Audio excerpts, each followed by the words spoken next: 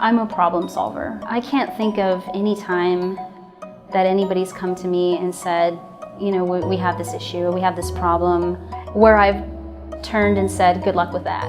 My name is Christina Salas. I'm an assistant professor in the Department of Orthopaedics at the University of New Mexico School of Medicine. As a doctor, as a surgeon, I could, treat one patient at a time and, feel very, happy about that.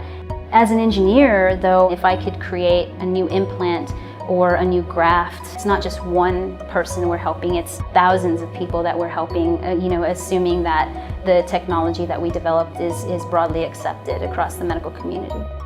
I had a teacher who recognized that I was good at math and science and asked me if I wanted to be an engineer. And as I got older, I feel like a lot of the decisions that I made with regard to my personal life had to do with saving money.